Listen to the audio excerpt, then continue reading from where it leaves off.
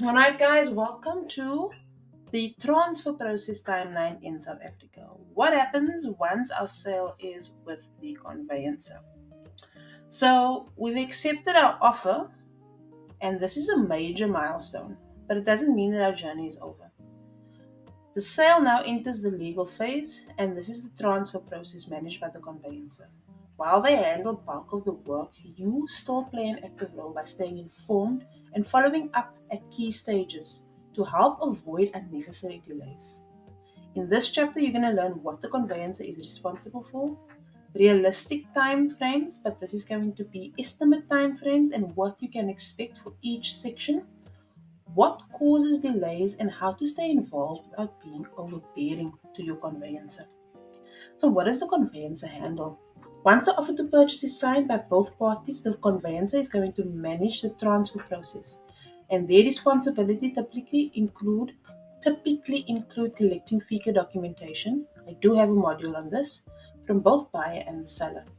Drafting the transfer documentation, requesting rates clearance from the municipality, requesting bond cancellations, and you've already done that, which is also going to save you some money, and coordinating with the buyer's bank for the bond instructions. We're submitting transfer duty declarations to SARS, lodging transactions at the deeds office, and then managing the registration. So once the funds have been released, they then pay out everybody the fees that needs to be paid, which is now to you, the seller. This is a complex process and it involves multiple institutions, which is why choosing a capable conveyancer is important.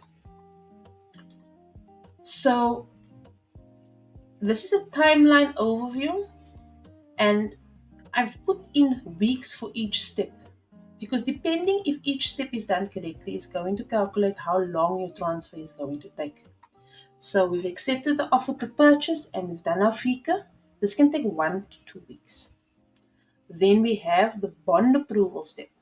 So this takes 1 to 3 weeks to get a guarantee that we have the bond, and that's only if it's applicable. This can be taken away if it's a cash sale and they can provide a cash guarantee. Rates clearance from the municipality can take 1 to 3 weeks, and then transfer duty from SARS can take 1 to 2 weeks. We lodge it at the deeds office. This is 1 week of clearance, and then it processes it at the deeds office can take about a week to 10 days. Once the registration is done and everything is fine, it takes 1 to 3 days for the payout of the registration. So, in average, it's about 6 to 10 weeks. But worst case scenarios, this can be pushed up to 3 to 6 months due to municipal delays, financing issues, or buyer inaction. Even when it comes to the transfer duty from SARS, if certain things aren't declared properly, the deeds office kicks it out. They must re-lodge at SARS. And SARS typically has a turnaround time of 21 days. So that whole process can be pushed if a mistake is made to another, 1 to 2 weeks.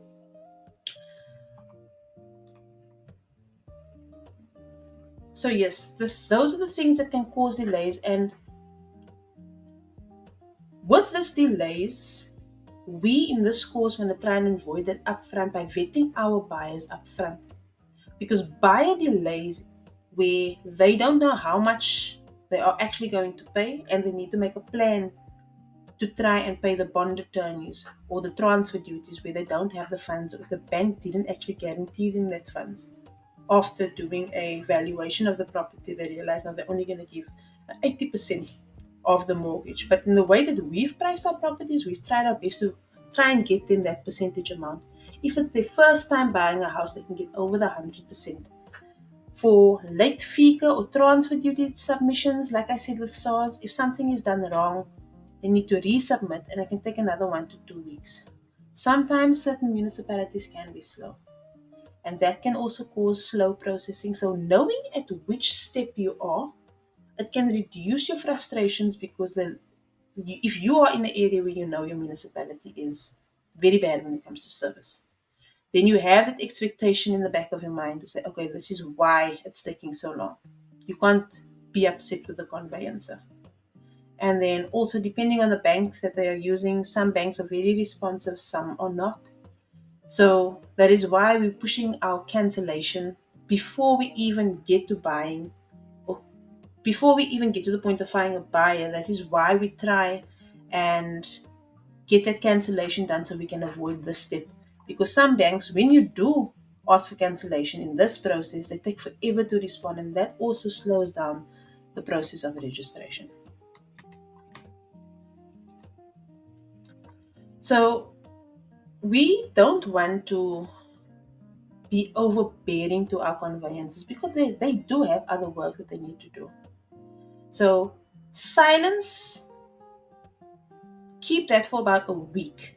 Following up every 7 to 10 days is responsible. It's not rude. But don't go and follow up every second, third day, because I'm showing you the timelines of how long things can take. So if you know more or less, okay, it should take 1 to 2 weeks, let's follow up after 2 weeks. Okay, this takes about a week, let me follow up after a week. Nothing lodges until all fees are also paid. So following up doesn't mean nagging. It just means that you want to know where you are. It's been this time. Has the buyer paid the funds?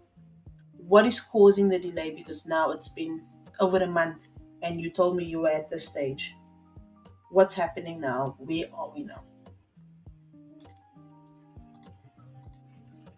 So, here is a smart seller checklist. You don't need to chase the conveyancer every single day, like I said, but here's a professional checklist to check in and questions that you can use. Has the buyer signed the transfer documents? Have they paid their transfer duties and their bond registration costs? What is their story? Has the rates clearance certificate been issued? Has SARS issued the transfer duty receipt? When is the deeds office lodgement planned for? What is the expected registration date? Will I be notified immediately once registration is complete? Set polite reminders on your calendar. This isn't micromanaging, it's just safeguarding your transactions and ensuring that the conveyances are alert when it comes to your transactions, because you're someone that's going to question and you are asking the right questions.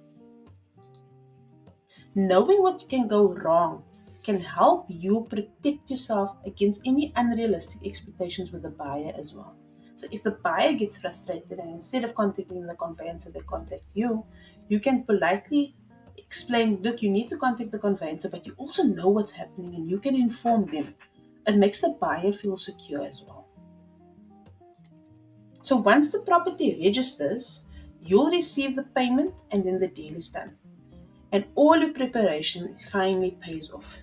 But attached to this model, I've placed in a handover pack because we don't have a real estate agent anymore to assist us with the handover, which is usually them giving the keys, taking a nice picture, and doing the final inspection of the home. This is where you need to give the keys to the buyer and ensure that all the checks are done properly before leaving the property. We want to obviously ensure that on our disclaimer form everything is there, but you're just doing the extra by ensuring that, look, here's the keys. Do you want to do a check while I'm still here? Is everything fine? Are there issues? If they bring issues up, it's best to find out on that day rather than 2 to 3 weeks later, because you've already done the due diligence to say, let's do an inspection together. So the conveyancer runs the legal process, but you are still the seller. You are entitled to stay updated and involved. By remaining consistent and kind and clear with your communications, you'll not only reduce delays, you'll protect your peace of mind. When you finally hear the words, the property has been registered and the funds are ready for payment, that is when the celebration begins, because you finally sold your property.